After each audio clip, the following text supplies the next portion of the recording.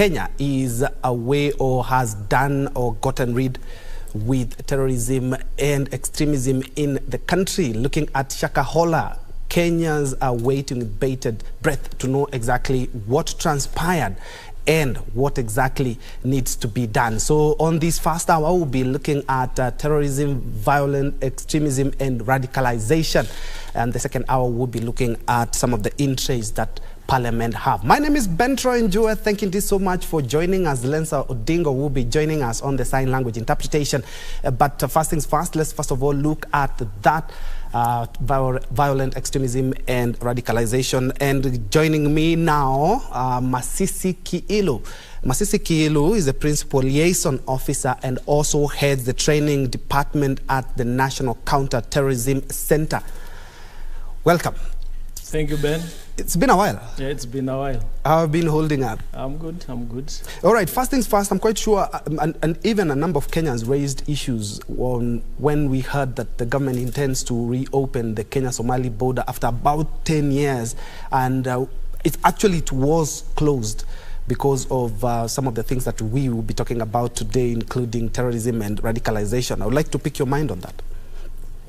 Yeah, the government is about to open the 3 borders, and it has done its due diligence. We've checked the risk assessment, we've done our vulnerability assessment, and in terms of issues to do with terrorism, we are good to go in opening the borders. A few infrastructures to be done. And then all will be well. So, is there something that the government has done, and especially your center, as different from what we used to have just before the border was closed? As a center, maybe I will talk about the center briefly. The National Counterterrorism Center has been in existence since 2004. And our mandate is provided for by the Prevention of Terrorism Act of 2012. So our key role is to coordinate efforts of countering terrorism throughout Kenya and beyond. So we have strategies that we are implementing. And in terms of radicalization, we are doing our part in building resilience within the public, shrinking the pool for radicalization and recruitment, because we know the terrorists are out and about to recruit and radicalize Kenyans so that they can perpetrate terrorist acts. So there are efforts that we are doing, and some of the efforts include de-radicalization, disengagement from these terrorist groups. We've had aviation schools, of course, in collaboration with other government agencies like KCAA, that is Civil Aviation Authority. We also do awareness creation, because we know an informed public and a united public is hard and difficult to penetrate. So we are doing all that to build resilience for Kenyans to be vibrant in terms of resisting terrorism. All right, and of course, when we talk about terrorism, it brings about a lot of issues. Violent extremism, and how does it differ from radicalization, and how does it later manifest into terrorism? Because these are some things that start and then mutate to something else bigger and worse. Sure. In terms of definition, radicalization is not a bad thing. Radicalization is adapting radical positions. This could be in terms of dressing, in terms of people you can interact with, in terms of religion, in terms of how you behave. So you can be radical in some perspectives. What comes in is radicalization into violent extremism. That for you to actualize that position, that for you to actualize this belief, you must use violence. So that now becomes radicalization into violent extremism. So you'll find that maybe even when you're in high school, you would call your schoolmate, this Form 2 is a radical, this Form 4 is a radical. But they are not violent extremists. But you find when you come and get those ideologies, those beliefs and it is a phase because it is a process. There is a pre-radicalization phase, then there is a radicalization phase before the actual attack, which we call indoctrination and extremism. So it is a process, a four-phase process, where before you are radicalized, you're just a rational Kenyan, you are a rational human being. Then you start getting radicalized, you start getting these ideologies, these ideas, and then when you get indoctrinated and to that stage of extremism, then you use action or violence to do what? To ensure that you actualize what you believe in. So meaning the same thing that we saw a few years back with the Mungiki, the Mombasa Republican Council or something, and what we are seeing especially in religion, and more specifically the Shakahola horror that we've witnessed in the last couple of months, is the violent extremism from radicalization? Maybe from my perspective, if we bring in the Shakahola issue, this is culticism. And now the violence is inflicted on the self, not to others, but on the self. The contemporary definition of terrorism is violence or fear perpetrated to a section of the public or the public with a view of ensuring ideologies, political or religious, or other such cause are actually. So there's an element of violence and fear being perpetrated by a subnational group. So in our case, we'll call Al-Shabaab a subnational group. It is not perpetrated by a government, by groups or splinter groups, which are maybe, in our case again, where we say Al-Shabaab is affiliated to Al-Qaeda. So they have the ideologies that they want to perpetrate, that they want to actualize, and they use violence to actualize those beliefs, those ideologies. And Kenya has been on the receiving end of terrorism since actually mostly 2000 to around 2013 there, when Kenya decided to go into Somalia. Some of the impacts of terrorism, I remember even before Dusit, some of the Western nations had talked about Kenya not being quite a safe country. But looking at what we've been able to achieve since Dusit and before then, we've had some period of relative calm. It must be something we are doing different. There's something we are doing different. There's a lot we have learned. There's a lot we are doing. And you will look at between 1998, the U.S. Embassy bombing, the 2002 Kikambala bombing. Then from there, there's a lull, there's a period of calm. And then we start again 2013, Westgate, then Garissa, then Dusit. So during these incidences, there are lessons that we have learned. And these lessons that we have learned, there is a lot that we are doing. Some of them we call it the whole of government, the whole of society approach, so that we build resilience, again, as I said, in the community and among the Kenyans.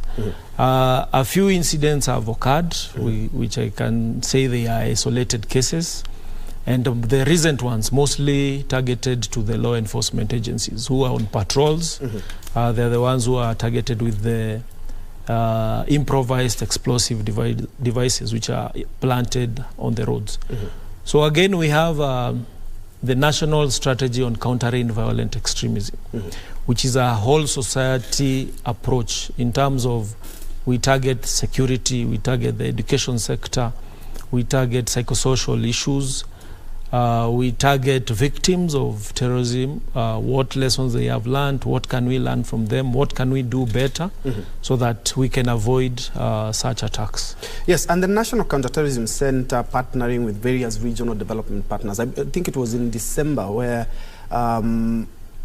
the National Counterterrorism Center partnered with the European Union to go into communities and try in as much as they can to stop some of this radicalization before it's even become so violent. Can you touch on that? We've partnered bilaterally and multilaterally. We've partnered with UN. For example, we have the Women Responsiveness in Prevention and Countering Violent Extremism. We've partnered with the Tony Blair Institute. We've partnered with the EU. We've had programs. Some of the programs are programs with maybe initiates, where we target those initiates who are, we say they are going through the rite of passage. We tell them, what is this heroism that we are speaking about? Is it about violence? And what is the actual patriotism that we are looking at as a center? So we've had programs running in the security sector. For example, we call it the security sector countering violent extremism. We've had programs sponsored by the EU in the education sector, child safety and security against violent extremism. And we've had other programs, maybe for sheikhs, because we know, unfortunately, the ideology that is being used is Islamist narrative. So we must speak to our sheikhs, we must speak to our clergy, we must encourage the interfaith relationship so that we know, yes, you believe you are a Muslim, you are a Christian, we can have peaceful coexistence. So those are the programs that we are running. Yes. When we talk about counterterrorism, there's an active shooting situation, and how does it evolve? Because we only see it on television, and are there programs maybe targeted at ensuring that Kenyans know exactly what to do in case of such a situation? Yes. Currently we have a city spaces training going on. This involves scenarios of countering terrorism.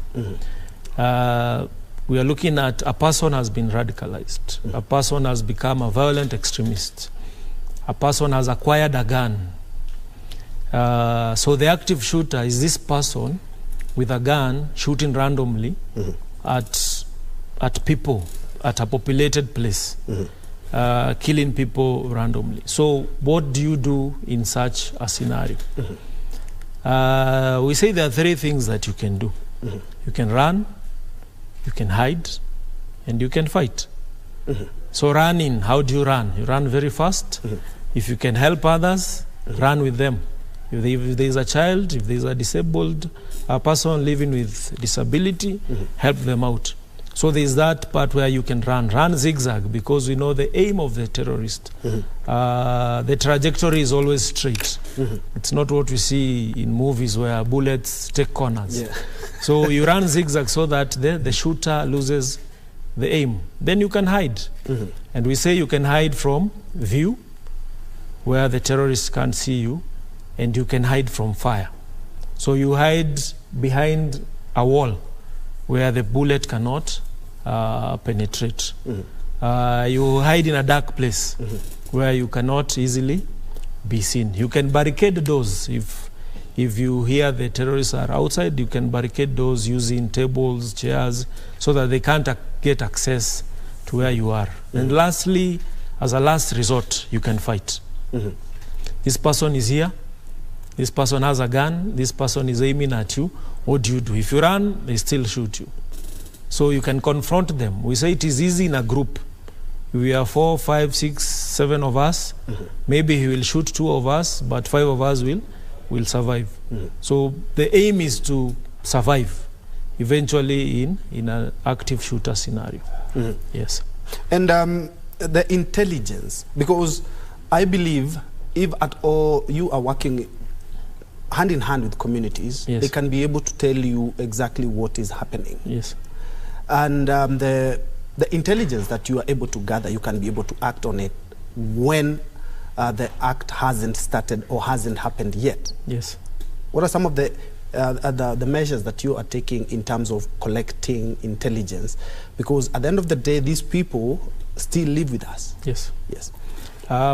We say there are 2 approaches in countering terrorism. There's a hard approach, which is tactical, we use our kinetics to counter terrorism.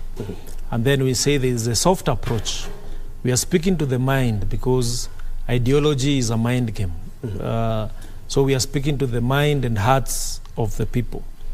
So the hard approach is confrontational, where the terrorist is here, the terrorist has a gun, we have our tactical teams, we have our law enforcement agencies, they engage with the terrorists at that particular moment. That is the hard approach. Then the soft approach includes gathering intelligence. As we know, we have the three organs of security.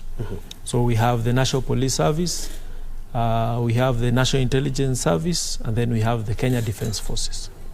So the National Intelligence Service gathers information, analyzes this information into intelligence to inform actionable intelligence, information that you can take action. Then the police, we know their duties as mandated by the National Police Service Act. And of course the KDF, we know they take care of our borders and they also assist internally in collaboration with these other law enforcement agencies. So that information is collected, analyzed, and used to counter would-be terrorist attacks. And how can citizens assist the victims during an attack? We have a slogan at the national... Without even putting themselves into much risk, because we see Kenyans have a tendency of milling around something that has already happened and could be a negative. We have professional witnesses in Kenya. So, but at the center, we say we have a slogan: see something, say something. You see something suspicious, say it.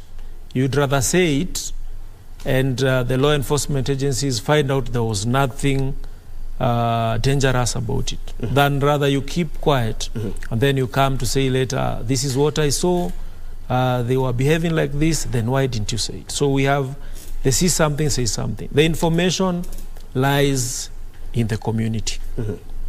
These people, these terrorists, they live among us. They could be your neighbor. So what are the characteristics that they portray? So if they portray suspicious behavior, where do you report this behavior? Can you report to the police? Yes, you can. Can you report to the national government administrative officers? Yes, you can. Can you report to the NCTC? Yes, you can. So how do citizens help? Before it happens, you can help by see something, say something. When it is happening, as I was saying, when you are running, you can help someone. You can help by reporting that I have had gunshots in a certain mall, I have had gunshots in a certain school. That is how you help, because now because you are not a tactical person, you cannot go and try and save the situation. But you can communicate so that you can help your fellow citizens. You can carry the injured. You can provide humanitarian aid. But we know these situations, they escalate. Before the attack, there's always a reconnaissance by the terrorist. So what is your role during the reconnaissance? Can you gather that this person is gathering information using elicitation? Can you gather that this person is looking at the security situation of a certain school, a certain institution, a certain mall? What is your role in terms of now breaking that cycle for the terrorist? What information can you get? Are these persons acquiring assets to perform a terrorist attack? Do they own guns? Do they look like they are preparing to develop an improvised explosive device? Because they are using shrapnels, maybe nails, bearings, fertilizer, fuel, and such. What will make you say this person is suspicious? Before the attack, they come and do maybe a mock exercise, which we call a dry run. Are you able to pick the nitty-gritties that this person is doing a dry run? Is this car parked where it is supposed to be parked? Are these persons asking questions which are out of the blues? A person coming to look for a hospital at KBC. where did you get the information that in KBC there could be? So you must pick those suspicious behaviors so that you can report early enough, and then we can counter the attack.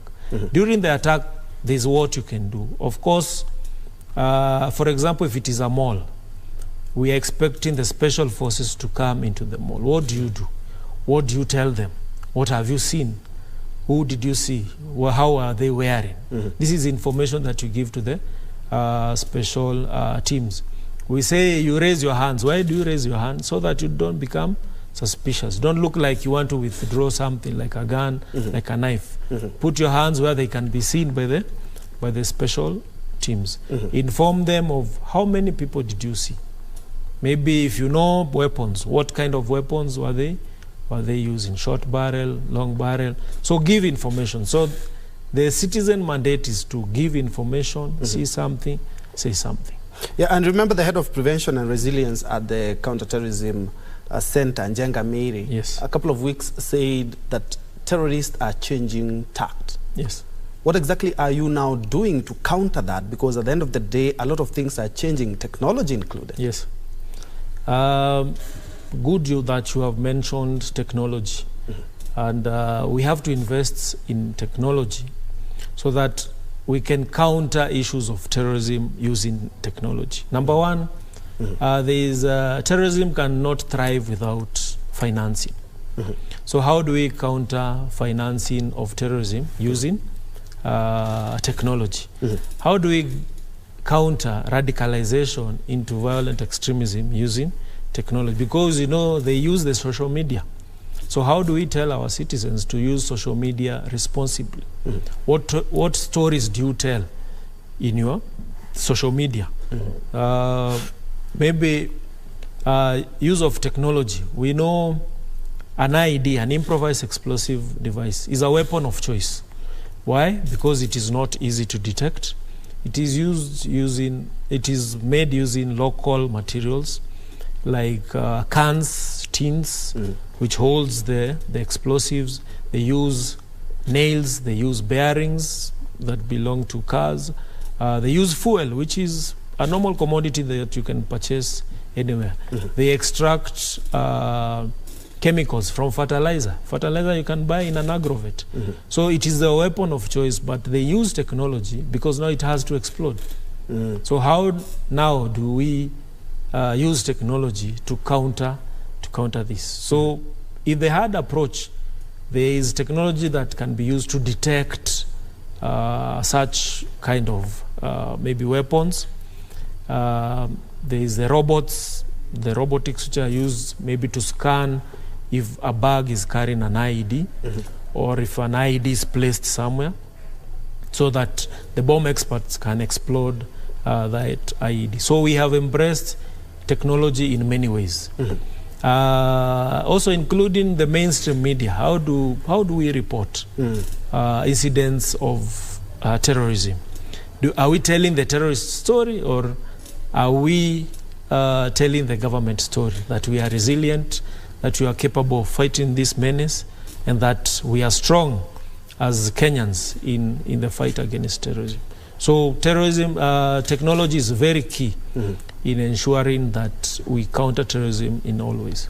And looking at, you've talked about Kenyans can share information as also a way of helping you guys thwart any terrorism activities in the country.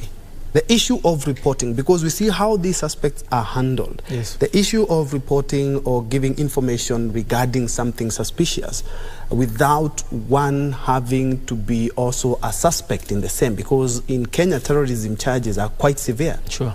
How do citizens go about that? There are several numbers that we can use to report. For the police, they can use 911, 999, and 112, which are handled at the IC3 center. For the National Counterterrorism Center, we have a toll-free number, which cannot be traced back to you. So you can report anonymously. And if you want a follow-up, maybe you can provide details for follow-up. Because some of the information that maybe you will report will be on radicalization and recruitment. A certain person is recruiting or radicalizing. So we need to do a follow-up on that person. So for the toll-free number, we have 0800 721 600. And then we have a toll-free SMS number, which is 40847. So you can report to the center, and the center will take action on the reports that are made. And everything will be treated confidentially? Everything will be treated confidentially. We want to win this fight, and we have to ensure that there's confidentiality in this reporting. We also know that when you report, you're bound to be attacked if you are known. Yes. So we want to keep your information very confidential, so that you're not known.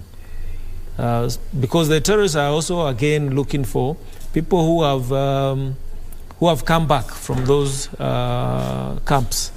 Yeah, because they have also invested on them, and they are also after them.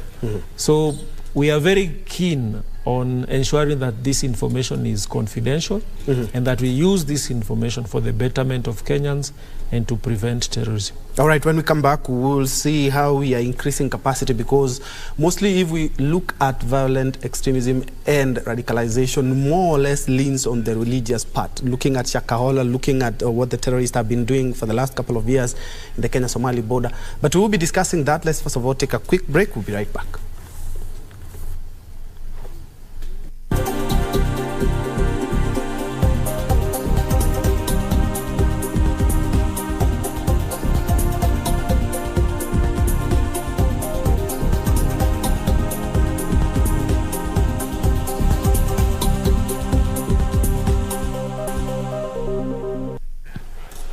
Welcome back to News Check, and on this first hour we are looking at violent extremism and radicalization in the country, and we are honored to be having Masisi Kiilu, who is the Principal Liaison Officer at the National Counterterrorism Center right here in the country. He's a career officer, yes, and also heads the training department at the center.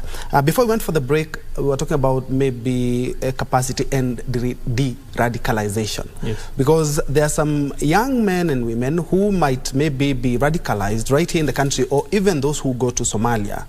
And after that, they see this is not exactly what I signed up for, and they want to come back. How do we integrate these people back into the society without actually increasing the risk of maybe they might be back there again? Yes. At the center, as I said, we have the national strategy on countering violent extremism. We have operationalized this strategy using what we call the county action plans. The county action plans, they are spearheaded by a smaller committee. It's called the County Engagement Forum, which is based in the county. So different counties have different priorities.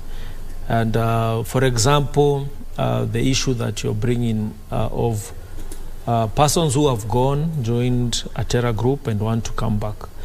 We have a program, it's called Disengagement, De-radicalization, Rehabilitation and Reintegration. This program basically focuses on people who have been involved in terrorism, probably arrested, maybe arrested with lesser charges. Maybe they will be released back to the society. Some of them maybe went and joined the Al-Shabaab or other terrorist groups. Then they found that this course is not the calling for me. They want to come back. So the returnee program ensures that we de-radicalize using, of course, the sheikhs, because they are the ones who are knowledgeable in the Holy Book of Quran. So they use, now because we know most ideologies used are distorted ideologies, distorted narratives. So they give these persons the right narrative of what the Holy Book says. Of course, now they are disengaged completely from the terror group. no communication with the terror group, no incidences of the terror group members coming to maybe harm this person and such. So we do again de-radicalization. Then we rehabilitate, because we know the ideology was focused on the minds. So we change the mindset to a person who is rational enough, who now thinks like a normal human being, and then we reintegrate them back to the society. So of course the society now has again to accept this person, because the moment they come back to the society and you start calling them that Al-Shabaab guy, already you are discriminating, and already they have stigma, and they have already changed. So it is a whole program. We say it is risky and dangerous because again we have to vet these returnees so that we can know actually have they returned genuinely, or are they coming to do their own wreck and do more harm to the Kenyan society. So we have that program that looks at those who want to come back. How do they come back? Where do they report? The county action plans looks at all sectors, including the village elders, including the parents teachers association, including the larger education sector, including the national government administrative officers. Which avenue can they use to come back so that they are safe? Yeah, and we have also seen situations where these guys who are involved in mostly terrorism are quite young, and you find that they are radicalized while they are in school. And you've given me an example that there's a high school that the boys just left and went to Somalia. Yes. We saw one of the guys who was in the Garissa terrorism attack was a student of one of the universities right here. Yes. How are we trying to curb this, and especially when it comes to schools? We have a robust program in schools and institutions of higher learning, universities and tertiary institutions. Number one, we have the CSAFE program, the Child Safety and Security Against Violent Extremism. This one is focused on the parents, teachers, guardians, so that they can tell the early warning signs of a child who is getting radicalized or a child who is getting recruited, and what are the interventions that can be done to ensure that this child is safe. So there is that we do in primary schools and secondary schools. Then for the institutions of higher learning, universities, tertiary institutions, colleges, we do what we call the comparative risk assessment and advise the institutions on what safety measures they can take. Where are they vulnerable? Where could a possible attack take place? What are the measures that you can take to prevent a possible attack? Every fresher in these universities, we have an agreement with the universities that we sensitize all the freshmen joining universities on issues of CT, counterterrorism, and prevention and countering violent extremism. So we want to basically have a knowledgeable youth in our institutions on issues of violent extremism. So those are some of the programs that we run as a center. And also looking at, in the country, if you look at the country right now, we have the new emerging threat, looking at Shakahola. Of course, a lot of people are wondering where all the government agencies were, and they have this also back and forth in some agencies saying that we did this, so the other agency was supposed to pick from there. I would like to see a synergy in government agencies in dealing with radicalization and also violent extremism. Yes. The reason being, when we look at, there's a religious sect that was telling their members not to go to hospitals, kids not to go to school. Then we had Mackenzie, a religious institution, also another talking about not eat, you're going to heaven. And we also have the Al-Shabaab, who more or less base what they do on religion. Yes. This is an emerging threat when we circle the religious word. Yes. How are you dealing with that? There are different law enforcement agencies. And for example, for the Mackenzie case, it is a case that is ongoing. We are aware that he was arrested severally. The TV station was closed and later sold. There are things that the interagencies have done from the Ngao, from the police, from the intelligence service, that would have maybe curbed that issue. I will not call it an emerging threat, but a lesson learned, where cultism is used to inflict violence on yourself, because if I want to see Jesus and I have to starve to death, I'm doing injustice to myself. So the religious narratives are different, either biblical or using the Quran. So it depends with the recruiter, the radicalizer. Which book are they using?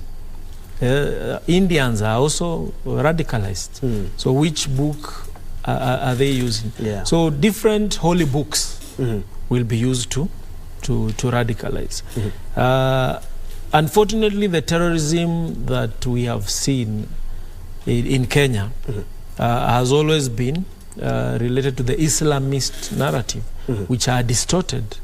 And we have programs where these distorted narratives are being countered. So we have the counter narratives, which are given by sheikhs who know what the Quran says, and if it is the practices of Prophet Muhammad, peace be upon him, then how do we practice these practices? So very genuine issues of religion. But now we see those who come up and distort Quran teachings, distort biblical teachings, then these are the people that we need to focus on. Again, I say we need to build resilience on our society. What kind of resilience do we build on this society? All right. And because of the interest of time, what are some of the challenges that you as a center are going through, and what more you believe that even us as Kenyans we should do, so that, because it's our fight, we cannot leave that to the National Counterterrorism Center? Sure. Some of the challenges that you faced and some of the things that we can do to better that? So, as I said, we are calling it a whole of government, whole of society approach. So already there are perceptions which are challenges.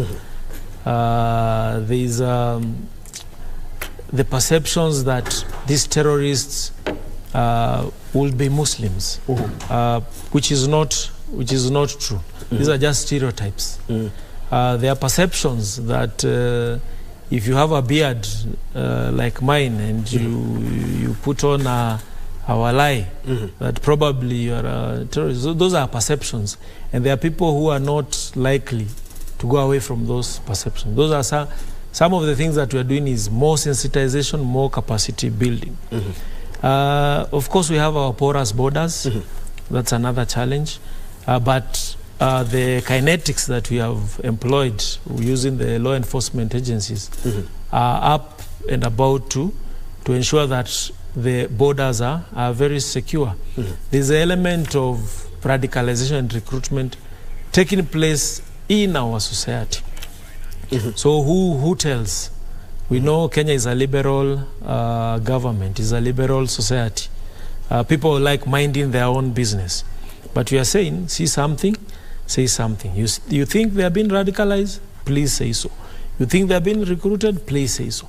So that we can be able to curb issues of terrorism. All right. Yes. Indeed. Thank you so much, Masisi Kiilu, who is the Principal Liaison Officer at the National Counterterrorism Center right here in Nairobi. And there we have been looking at violent extremism when it comes to radicalization and some of the things that, some of the measures that the center is taking to ensure that we remain free and we remain safe from terrorism and terrorism act. Let's